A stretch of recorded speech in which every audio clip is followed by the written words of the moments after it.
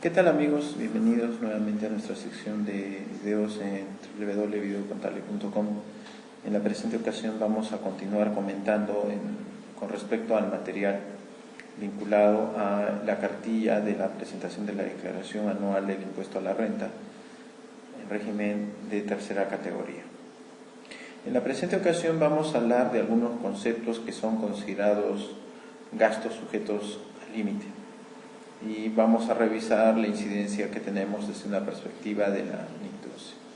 Como bien sabemos, toda transacción contable debe de hacerse de acuerdo al conjunto doctrinario de normas emitidas por organismos de la representación de la profesión contable.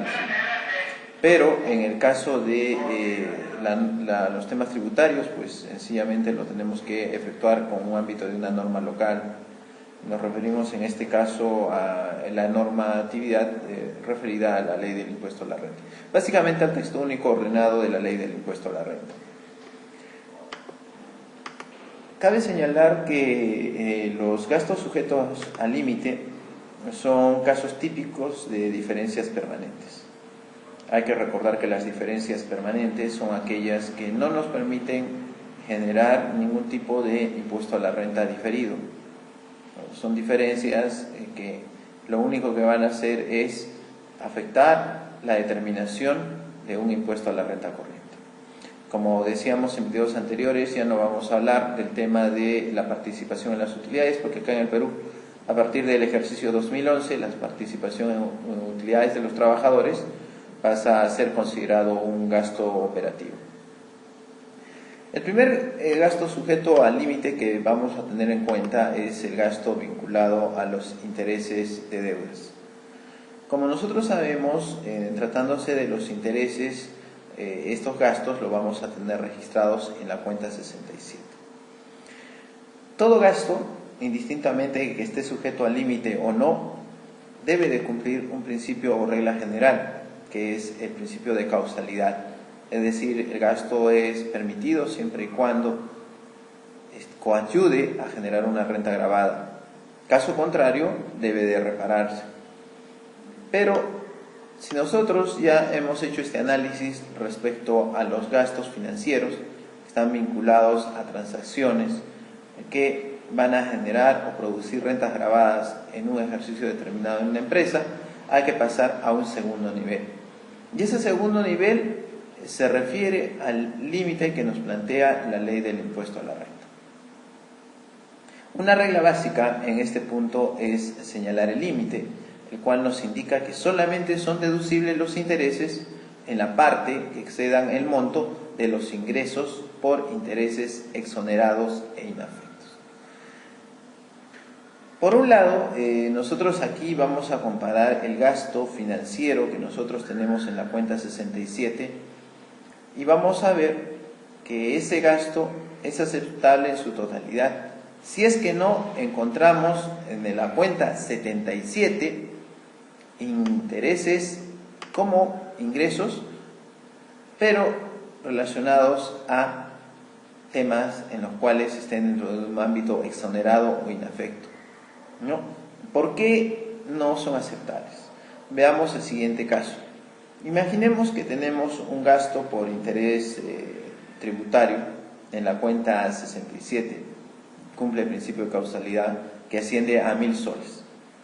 Ese gasto sería aceptable en su integridad siempre y cuando nosotros no tengamos del otro lado, en la cuenta 77, intereses exonerados o inafectos.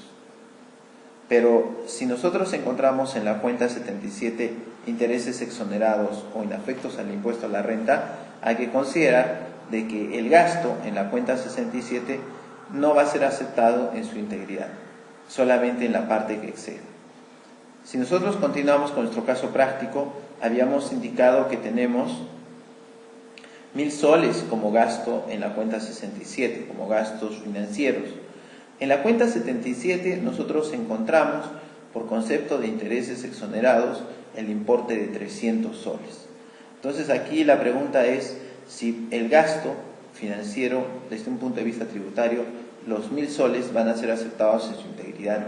Y la regla general nos dice que solamente va a ser aceptable en la parte que exceda al monto de los ingresos por intereses exonerados o inafectos.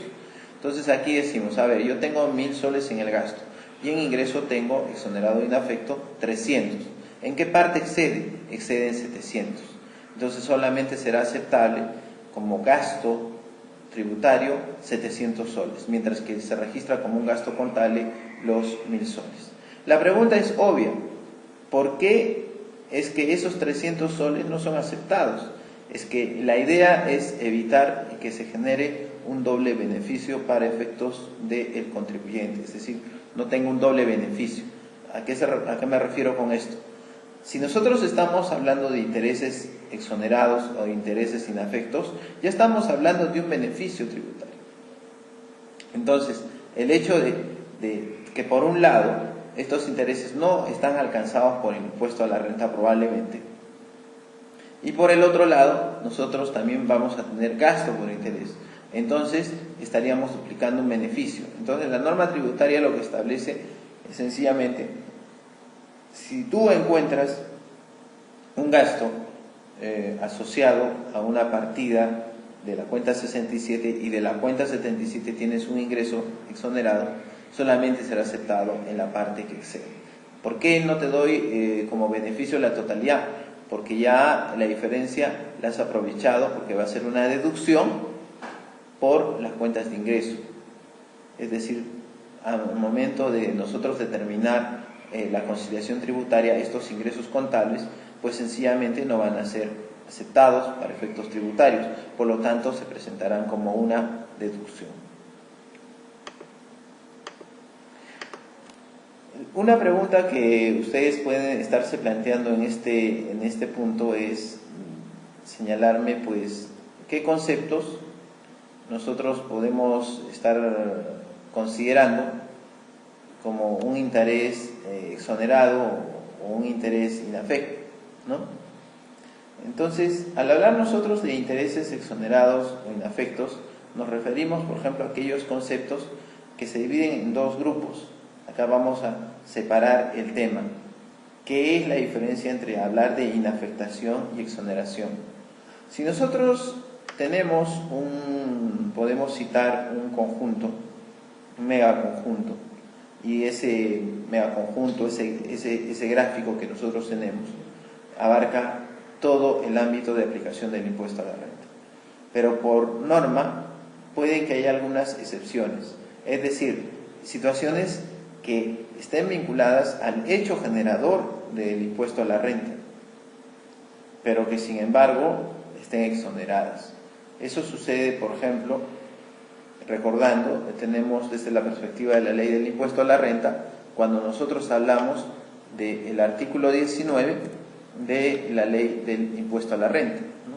Entonces ahí nos estamos refiriendo a un conjunto de normas, un listado que nos va a señalar qué conceptos están exonerados y cuáles están inafectos. En el caso de inafectación, el concepto es clave. Algo es inafecto cuando no es alcanzado por una norma legal. En este caso, no es alcanzado por el ámbito del impuesto a la renta. Por decir, por ejemplo, para hacer un caso bien extremo, por ejemplo, el impuesto a la renta no alcanza, por ejemplo, el préstamo de libros de una biblioteca. Es una actividad inafecta. ¿Por qué? Porque sencillamente cuando hablamos de un préstamo de libros en la biblioteca, pues no se genera una renta.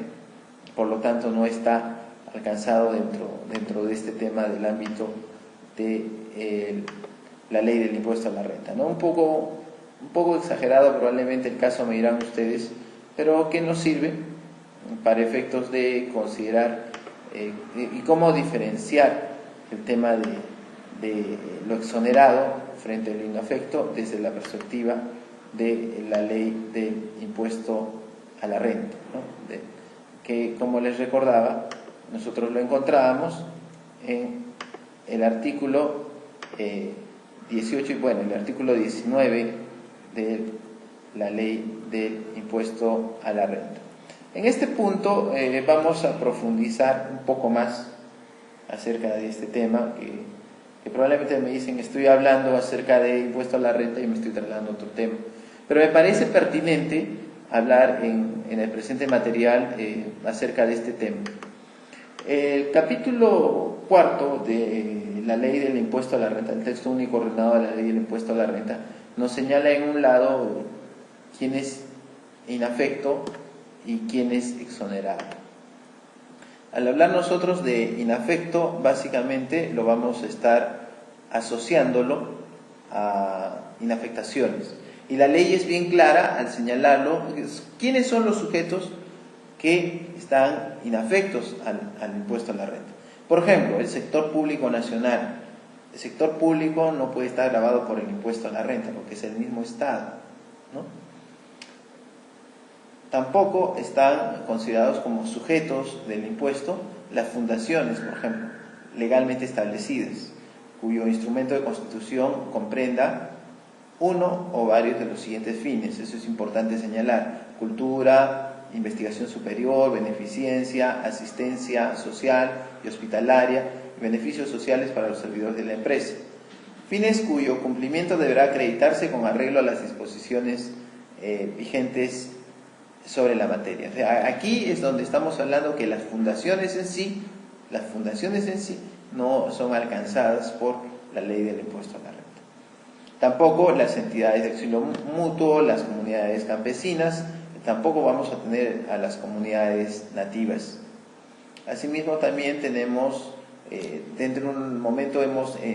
hasta un momento hemos hablado acerca de aquellas organizaciones que no están comprendidas, pero también hay hechos o situaciones que no van a estar afectas al impuesto. Por ejemplo, una primera es las indemnizaciones previstas por las disposiciones laborales vigentes, ¿no? Entonces, si hay una indemnización, por ejemplo, por despido arbitrario, esta no es considerada dentro de la ley del impuesto a la renta.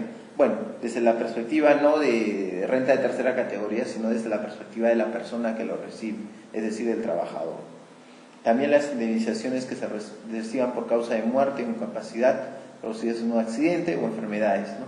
Sea que se originen en el régimen de seguridad social, en un contrato de seguro, en una sentencia judicial o en transacciones o en cualquier otra forma.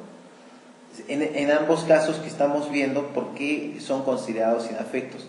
Porque nosotros no vemos que los hechos, estas indemnizaciones, cumplan una condición de generar un lucro en la persona que los recibe, sino más bien nosotros estamos viendo que es una condición de resarcir o de volver a una situación anterior antes de el hecho que generó la activación de esta indemnización. Tampoco es considerado un ingreso inafecto la CTS, estamos en el tema laboral. También las rentas vitalicias y pensiones que tengan su origen en el trabajo personal, tales como la jubilación, tampoco son considerados y son inafectos desde un punto de vista de persona a los subsidios por incapacidad temporal, maternidad, lactancia, ¿no? También son inafectos las rentas o ganancias que generen los activos que respaldan reservas técnicas de las compañías de seguros. No voy a tocar, es un tema más técnico vinculado al tema de seguros, ¿no? Tampoco están alcanzados los márgenes y retornos exigidos por la Cámara de Compensación y liquidación de instrumentos financieros derivados con el objeto de nivelar posiciones financieras en el contrato, ¿no? Tampoco están considerados como, son inafectos. Esto es importante de acuerdo al análisis que estamos haciendo del gasto financiero como límite, al comparar cuando decíamos ingresos que están en la cuenta 77 y que son inafectos o exonerados. En este punto, el inciso H nos habla acerca de que es inafecto los intereses y ganancias de capital provenientes de bonos emitidos por la República del Perú, ¿no? Entonces, bajo este ámbito, este tipo de interés o ganancia de capital es inafecto. Y si nosotros lo vamos a tener registrado en la cuenta 77, probablemente tengamos que considerarlos dentro de la aplicación del límite que habíamos comentado en un primer momento. Desde otra perspectiva, también es importante ver el artículo 19.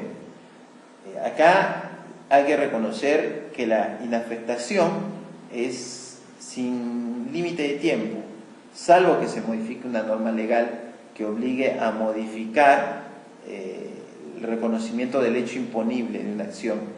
Pero en el caso del artículo 19 nos habla de una exoneración, y en los tributos hablar de una exoneración es hablar de algo que tiene una vigencia hasta un tiempo determinado. Para comenzar, cabe recordar que toda exoneración sí o sí está vinculada a un hecho imponible que es alcanzado por un impuesto. En el caso del impuesto a la renta, las situaciones en las cuales decimos que están exonerados, esas situaciones deberían estar grabadas, son alcanzadas por el impuesto. Pero por norma legal, el proceso de que son grabadas es suspendido temporalmente. Y esa suspensión temporal tiene que ser dada por un dispositivo legal. En este caso nos estamos refiriendo básicamente al artículo 19 del texto único ordenado de la ley del impuesto a la renta, que en este caso está hablándonos de una exoneración que siempre se ha estado prorrogando, ¿no? Como ustedes recordarán, se está prorrogando durante bastante tiempo, siempre cada año, y bueno, que sabemos que ahora, de acuerdo a la ley 29.308 del artículo 1, que nos señala que están exonerados estas normas pues hasta el 31 de diciembre de 2011 de este año, y es probable de que terminado ese periodo nuevamente se exonere, ¿no? Es una cuestión que ve el legislador y que también es un tema político muchas veces. ¿Qué cosas están exoneradas? Por ejemplo, las rentas que las sociedades o instituciones religiosas destinen a la realización de sus fines específicos del país, ¿no? Acá hablamos de instituciones religiosas. ¿Qué más? Las rentas de fundaciones afectas y de asociaciones sin fines de lucro, cuyo instrumento de constitución comprenda exclusivamente alguno o varios de estos fines, ¿no? Beneficencia, asistencia social, educación, tema cultural, científico, artístico, literario, deportivo, político, gremial, de vivienda, ¿no? Siempre y cuando esas rentas se destinen a fines específicos en el país, ¿no? Y otra condición fundamental para que se goce esta exoneración es que no se distribuyan directa o indirectamente entre los asociados, y en sus estatutos esté previsto que el patrimonio, en caso de que cese, es decir, la actividad de este tipo de organizaciones, que se destinará a necesariamente los fines contemplados en su estatuto. Esto también es importante precisar, que muchas veces nosotros cuando trabajamos con entidades sin fines de lucro, que se tiene que separar, por eso se dice por proyectos, ¿no? Básicamente hablamos de proyectos necesariamente financiados por entidades internacionales, y probablemente también se generen rentas por actividades a nivel nacional. Es convenientemente separarlo para efectos de probar también, en caso de que haya una fiscalización tributaria, de que esos fondos se destinan directamente a seguir justamente con los fines establecidos en el estatuto de este tipo de organizaciones. Es importante recordar, acá precisar, que la disposición estatutaria de este tema, de este inciso B del artículo 19, no es exigible a entidades e instituciones de cooperación técnica internacional. Aquí nos referiremos en esto de tema a las ENIECs, que son constituidas en el extranjero, y que nosotros sabemos, podemos decirlo así entre comillas, que son mega ONGs, ¿no? Una ENIEC básicamente está constituida por organizaciones de cooperación técnica internacional que sientan sus sucursales, probablemente su domicilio fiscal acá en el Perú, y a su vez financian a ONGs, ¿no? Estas ENICs más bien no están comprendidas dentro del tema anterior, porque sencillamente se rigen específicamente por su propio marco legal, ¿no? Estamos hablando entonces acá de instituciones de cooperación técnica que están bajo el ámbito del Ministerio de Relaciones Exteriores. Están exonerados los intereses provenientes de créditos de fomento otorgados directamente o mediante proveedores o intermediarios financieros por organismos internacionales o instituciones gubernamentales extranjeras, ¿no? Y básicamente hablar de un crédito de fomento es hablar de financiamiento que está destinado a generar proyectos o programas de desarrollo en el país, que se van a manifestar a través de obras de infraestructura o en prestación de servicios públicos. Tampoco son exonerados del impuesto a la renta las rentas de los inmuebles de propiedad de organismos internacionales que les sirvan de sede. Entonces eso también, en caso de que hay una renta de estos organismos internacionales por la propiedad de los inmuebles, entonces esto está exonerado. Desde un punto de vista de persona, está exonerada las remuneraciones de los funcionarios o empleados considerados como tales dentro de una estructura organizacional de gobiernos extranjeros, porque básicamente se rigen por normas extranjeras, ¿no? Y también, sí es importantísimo recalcar con el tema que estamos tocando, el inciso I del artículo 19. ¿Se acuerdan que originalmente estaba hablando de los intereses exonerados con la cuenta 77? Poco que me he sacado en medio del tema y me he ido a ver el artículo 18 y el artículo 19. Pero dentro de este tema podemos hablar de qué es un interés exonerado que está dentro de la cuenta 77. Y el inciso I nos lo define. Es cualquier tipo de interés de tasa fija o variable en moneda nacional o extranjera que se pague con ocasión de un depósito o de imposición conforme a la Ley General del Sistema Financiero y del Sistema de Seguros y Orgánica de las SBS, así como los incrementos de capital de los depósitos e imposiciones en moneda nacional o extranjera, excepto cuando dichos ingresos constituyan rentas de tercera categoría.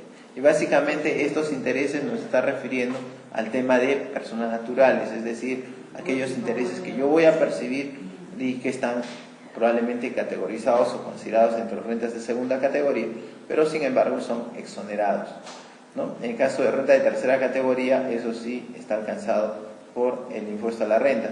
¿Por qué? Porque estamos hablando que en tercera categoría hablamos de el tema de la teoría de flujo de riqueza, ¿no? Entonces ahí sí es que tenemos que considerar este tema.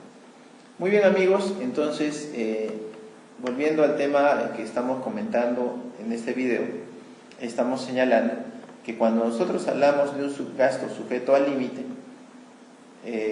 como es el caso de los costos financieros, hay que fijarse en el tema de los ingresos exonerados. ¿Y dónde yo lo veo? En el artículo 19. Veo si hay algunos conceptos vinculados a la cuenta 77. ¿Dónde están los ingresos inafectos? Pues me voy a revisar el artículo 18.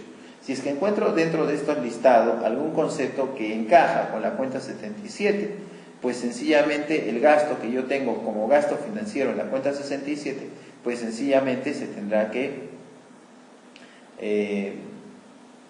reducir, ¿no? Va a generar una diferencia permanente en este caso. Una pregunta que probablemente muchos colegas se hagan es respecto al tema de, ya, me estás hablando acá del interés como cuenta 67, pero sin embargo en el plan contable general empresarial yo estoy viendo que hay costo financiero y ese costo financiero está asociado a un activo como es existencias o como partidas de propiedades, planta y equipo, ¿no?